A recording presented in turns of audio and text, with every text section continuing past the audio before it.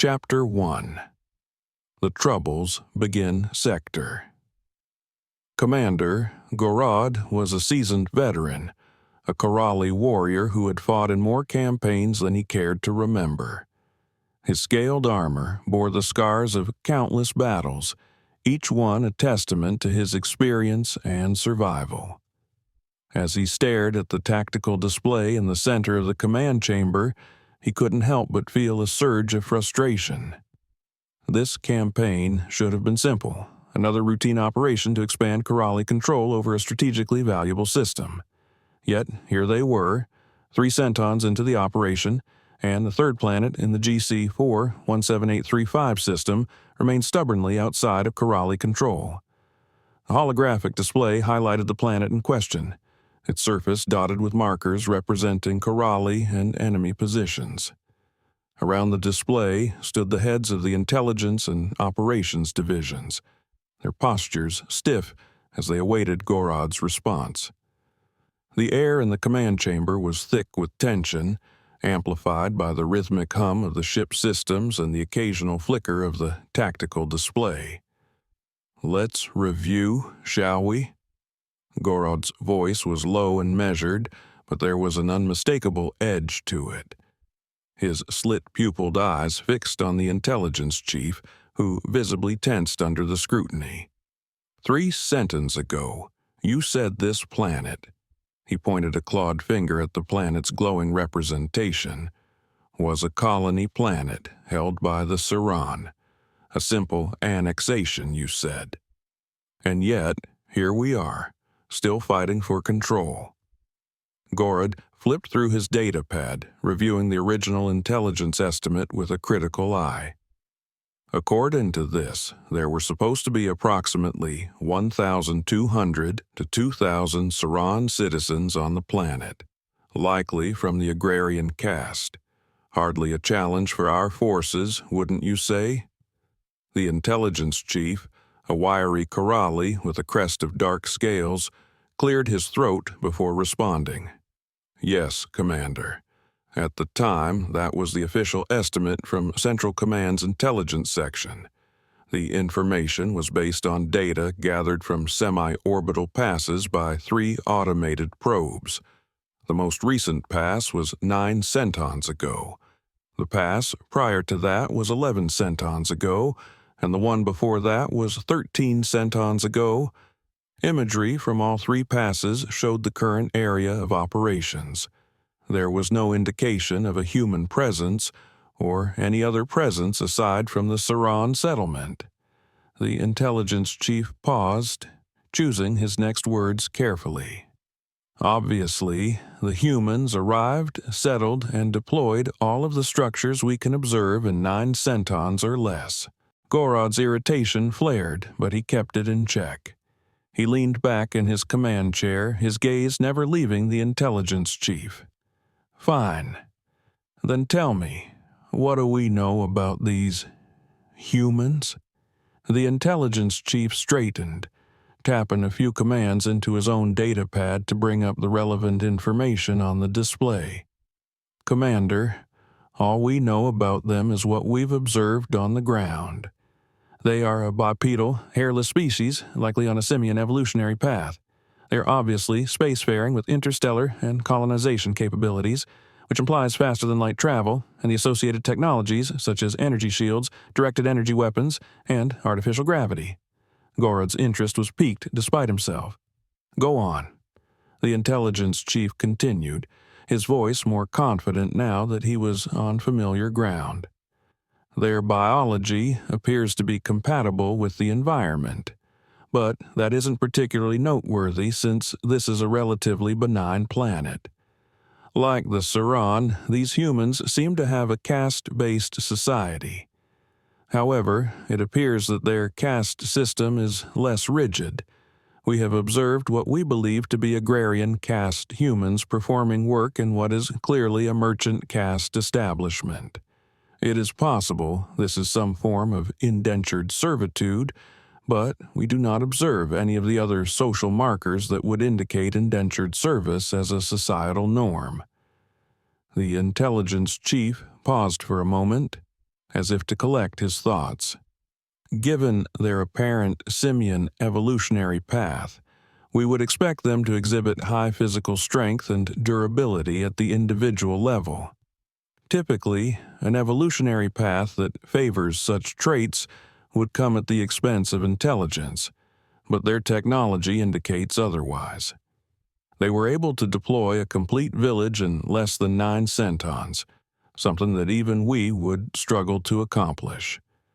They also seem to have a means of communication that we cannot detect. Their visible weapons are all slug throwers with chemical propellants, though we assume they reserve more advanced weaponry for their military caste. Despite this, their slug throwers are clearly effective in combat. Gorod grunted, acknowledging the report. And their behavior in battle? That's where it gets interesting, Commander, the intelligence chief replied. We've observed a peculiar behavior. On several occasions, a human has challenged our forces to battle with a phrase that translates roughly as, "Come obtain an unspecified quantity." We're still trying to determine what they mean by that. Gorod's patience was wearing thin. He turned his attention to the operations chief, a grizzled Koralli veteran with a scar running down the side of his snout. All right, that covers our intelligence failures. Operations. Why do I not own this planet yet? The operations chief shifted uneasily. Commander, we've had 4 engagements with these humans so far. The first engagement was conducted according to standard Koralli procedure. The subsequent 3 were more impromptu, triggered by encounters with human forces in the field. Gorod nodded for him to continue. In our first engagement, we adhered to the usual protocols. We approached the human settlement in formation and offered honorable combat on standard terms, with the winner retaining possession of the settlement and all non-combatants. After the standard response time elapsed with no reply from the humans, we fired a warning shot. A personal explosive device detonated in the air above one of their structures. The operations chief's voice grew more tense as he recounted the events. At that point, nearly every window facing our formation erupted in weapons fire. The humans didn't respond to our batchall. They simply opened fire from cover, taking advantage of their fortified positions. We returned fire, but it was clear we were outmatched in that engagement. We withdrew to avoid unnecessary losses. Did they issue their own challenge? Gorod asked, his tone sharp. They did, Commander. The same phrase we've heard before. Come obtain an unspecified quantity. We still don't know what they mean by it. Gorod's temper flared. And what of the other engagements? The operations chief hesitated before responding. The second engagement occurred during a scouting mission. Scout Subunit 3 was sent to investigate a collection of structures located approximately 500 callons away from the main settlement. We assumed they were military in nature, given their distance from the main population center. The subunit entered the area, only to be attacked by human occupants almost immediately.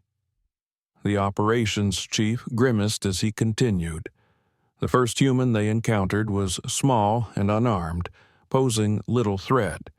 However, the subunit, following protocol, responded to the challenge by firing 6 shots, killing the human. A second human, armed with steel blades, attacked shortly thereafter. The subunit engaged and neutralized this human as well, but not without sustaining casualties. Then a third human appeared, larger, more aggressive, and wielding a more advanced weapon. This one managed to kill 2 of our scouts before retreating into the structure and issuing that same challenge. The operations chief shook his head. The subunit pursued the human outside, but they were caught off guard by a heavy weapon, a slug thrower, but far more powerful than the others we've seen. The surviving scouts were wiped out in seconds. Gorod's claws scraped against the armrest of his command chair. "So, we lost an entire subunit to a single human?" The operations chief's scales flushed with embarrassment. "Yes, Commander, and the remaining 2 engagements followed a similar pattern. We attempted to engage the humans in smaller skirmishes, hoping to gather more intelligence on their capabilities. But each time, they fought with unexpected ferocity and coordination. It's clear that even their non-military castes are formidable in battle." Gorod let out a frustrated hiss. "Are you seriously telling me that we've lost an entire unit of scouts, 6 subunits, without gaining any ground?" The operations chief fidgeted, clearly uncomfortable. "Not exactly, Commander. 2 of those subunits were lost to an unknown creature, not human forces." Gorod narrowed his eyes. "Explain."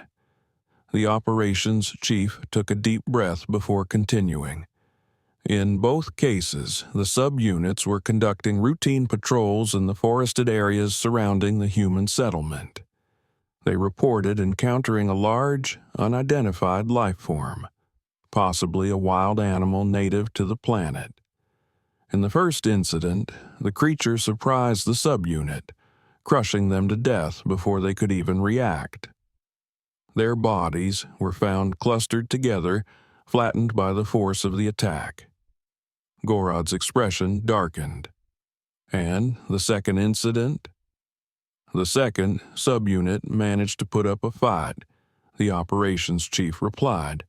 "They expended all their power packs and even used a personal explosive, but it wasn't enough. We believe they may have injured or killed the creature, as there was evidence of a significant amount of blood and gore at the scene. However, the creature, or its remains, were dragged away, possibly by the humans." Gorod's temper finally boiled over. "Enough. What have we learned from this debacle, and how do we avoid these failures in the future?" The intelligence and operations chiefs exchanged a glance, and it was the intelligence chief who spoke first. "Commander, we can summarize our findings as follows. First, humans do not fight with honor, at least not in the way we understand it. Their non-military castes seem to have little regard for the accepted laws of combat, which means we need to adjust our tactics accordingly. Second, we must assume that the human military caste, when it arrives, will have significantly better equipment and training than the non-military humans we've encountered so far. We should reinforce our forces on the planet with additional warriors and heavy weapons to prepare for this eventuality. Third, we need to learn more about the local wildlife. Until we do, every scouting mission should include at least 1 warrior to provide additional firepower and protection. Finally, we should issue a standing order to all units. Under no circumstances should anyone attempt to acquire an unspecified quantity, regardless of any challenge issued by a human." Gorod leaned back in his chair, his mind racing with thoughts and plans. It was clear that this campaign would not be as simple as he had initially hoped. The humans, despite their primitive appearance, were proving to be a formidable and unpredictable enemy. But he was a Koralli warrior, and he would not allow this setback to deter him. He would adapt, overcome, and ensure that the 3rd planet in the GC-4-17835 system would fall under Koralli control, no matter the cost. Chapter 2. The Koralli's Dilemma Sector Commander, Gorod, sat alone in his private quarters, a small, dimly lit chamber deep within the bowels of the Koralli flagship. The walls were adorned with trophies from past campaigns, fragments of armor, weapons, and other relics taken from conquered foes.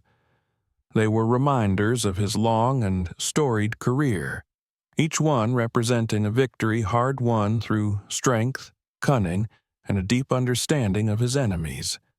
But, as he stared at the latest intelligence reports, he couldn't shake the unease that had settled in the pit of his stomach. The humans were unlike any foe he had encountered before. The Koralli had faced many species over the centuries, some honorable, some not, but none had behaved in such a bizarre and confounding manner. The lack of communication, the disregard for established protocols of war, and the relentless, almost suicidal ferocity with which they fought were all anomalies that defied his expectations. And then there was that strange phrase repeated by every human they had encountered: "Come, obtain an unspecified quantity." What could it mean? Was it some kind of code, a taunt, a cultural reference that the Koralli simply did not understand? Gorod's thoughts were interrupted by the chime of his personal communicator. He tapped the device, and the holographic image of his second-in-command, Commander Varnock, appeared before him. Varnock was younger than Gorod, his scales a brighter shade of blue, his eyes sharp with the ambition of one eager to prove himself. "Commander Varnock," Gorod greeted him, "what news do you bring?" "Sector Commander, I've just received word from Central Command," Varnock replied. "They are growing impatient with our lack of progress. They demand results, and they are questioning whether additional resources should be allocated to this campaign." Gorod's eyes narrowed.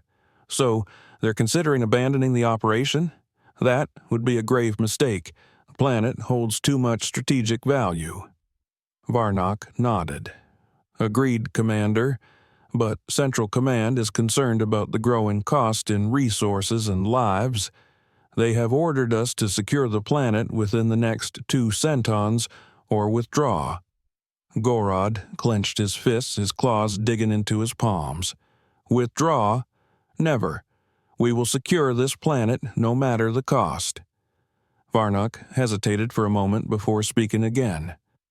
"Commander, if I may, perhaps we should reconsider our approach. The humans have already proven themselves to be more resilient and unpredictable than we anticipated. A direct assault might not be the best course of action." Gorod frowned. "What do you suggest?"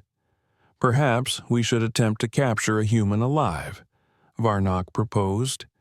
"Interrogate them, learn their weaknesses, and gather the intelligence we need to devise a more effective strategy. If we can understand them, we can defeat them."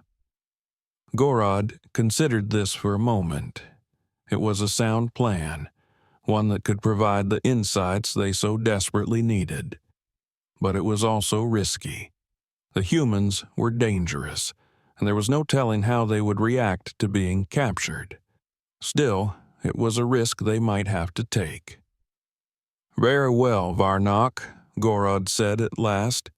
"Prepare a capture team. Select our best warriors and equip them with non-lethal weaponry. I want a human alive and unharmed for interrogation." Varnock saluted. "At once, Commander." As Varnock's hologram faded, Gorod turned back to the intelligence reports, his mind already racing with new strategies. He would not fail. The Koralli would not fail. They were warriors, conquerors, the rightful rulers of the stars, and soon they would add another world to their empire, one way or another. Chapter 3. The Capture Mission. The Koralli capture team moved silently through the dense forest, their movements fluid and coordinated. Each warrior was clad in advanced combat armor, their helmets equipped with a range of sensors that allowed them to see in the dark, detect heat signatures, and analyze environmental data in real time.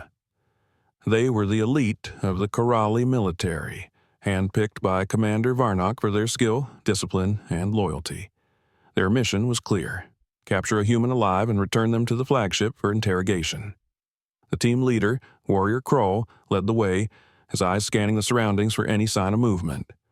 The forest was eerily quiet, the only sounds being the faint rustle of leaves and the occasional chirp of an insect.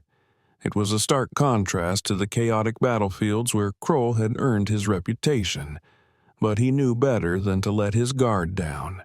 The humans had already proven themselves to be cunning and resourceful, and there was no telling what traps or ambushes they might have prepared. The team's target was a small outpost located on the outskirts of the human settlement. According to the latest intelligence, it was manned by a single human, likely an engineer or technician responsible for maintaining some of the settlement's infrastructure. The outpost was isolated, making it an ideal target for a quick and clean capture. As they approached the outpost, Kroll raised a hand, signaling the team to halt. He crouched low, activating his helmet's optical zoom to get a closer look at the structure. It was a simple building, constructed from prefabricated materials with a single entrance and a few small windows. There were no visible defenses, no signs of guards or automated systems. The only light came from a dim lamp hanging above the entrance, casting long shadows on the ground. Kroll tapped a command into his wrist-mounted control panel, bringing up a holographic map of the area. He quickly plotted a route to the entrance, avoiding any open areas where they might be spotted. He then signaled the team to move forward, their movements as silent as shadows. The team reached the outpost without incident, positioning themselves around the entrance. Kroll pressed himself against the wall next to the door, listening for any sounds from within. He could hear the faint hum of machinery, the occasional click of a switch, and the low murmur of a human voice. The target was inside. Kroll signaled the team to prepare for entry. 2 warriors moved to the door, one of them holding a device that would disable any electronic locks or alarms. With a quick, practiced motion, the warrior activated the device, and the door slid open with a soft hiss. Kroll and the others rushed inside, their weapons at the ready. The interior of the outpost was as simple as the exterior. A single room filled with equipment and workstations, all of it focused on monitoring and maintaining the settlement's infrastructure. In the center of the room stood the human, a tall, wiry figure clad in a simple uniform. The human looked up in surprise as the Koralli entered, but before he could react, Kroll fired a pulse of energy from his weapon, striking the human and rendering him unconscious. "Target secured," Kroll reported through his helmet's comms.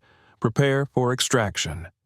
The team moved quickly, securing the unconscious human with restraints and a neural inhibitor to prevent any attempts at escape or resistance. They then made their way back through the forest, moving with the same silent efficiency as before.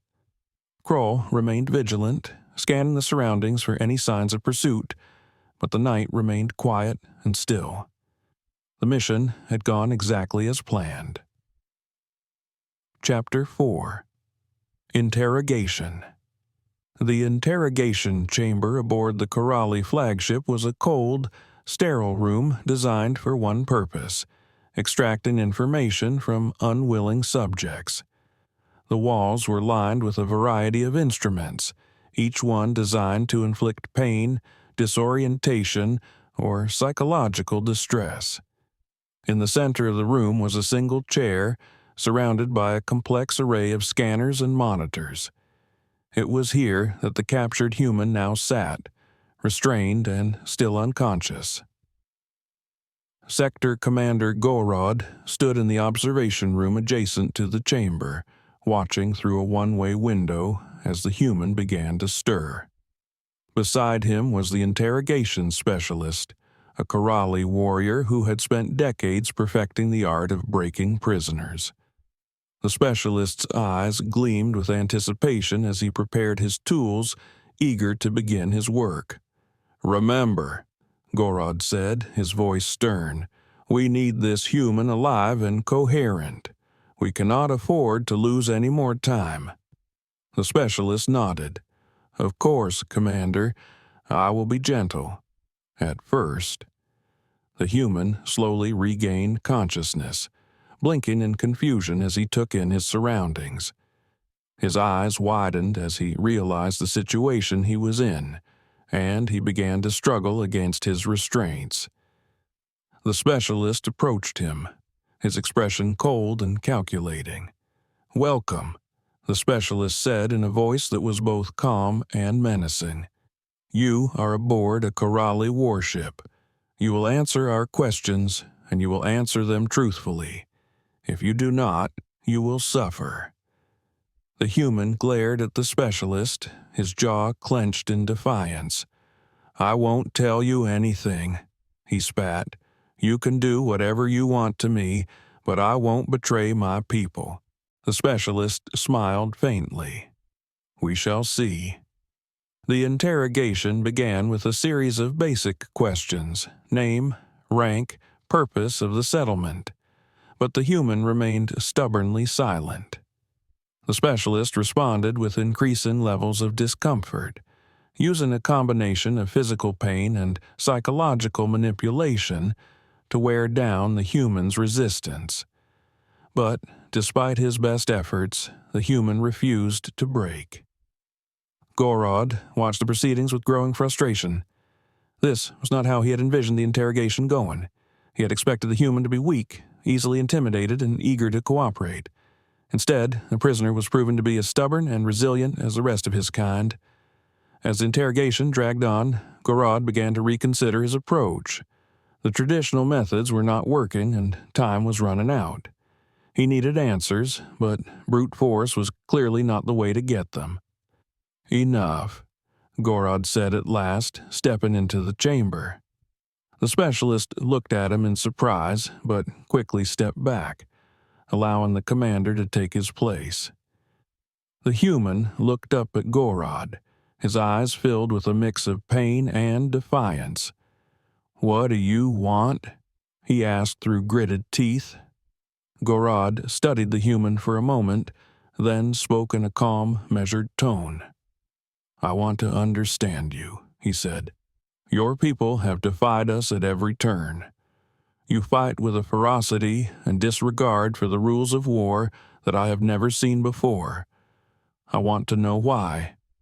I want to know what drives you."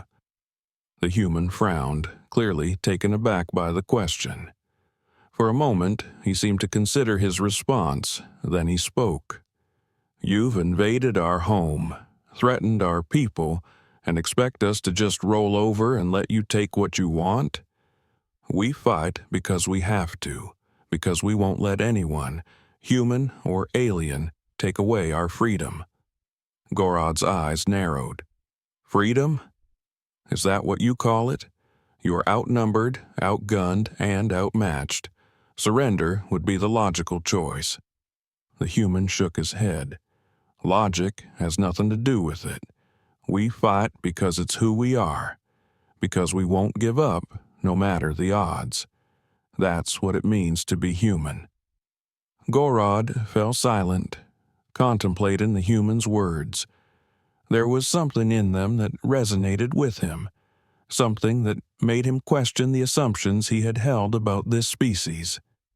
The humans were not just another enemy to be conquered, they were something more, something that he had not yet fully understood. Without another word, Gorod turned and left the chamber, leaving the human to ponder the implications of their conversation. He had much to think about, and the campaign on GC-4-17835 was far from over. But one thing was certain. The Koralli's approach to this conflict would need to change. The humans were not a foe that could be easily crushed or intimidated. They were a force to be reckoned with, a species that fought not just with weapons, but with a will that was unbreakable, and that made them dangerous.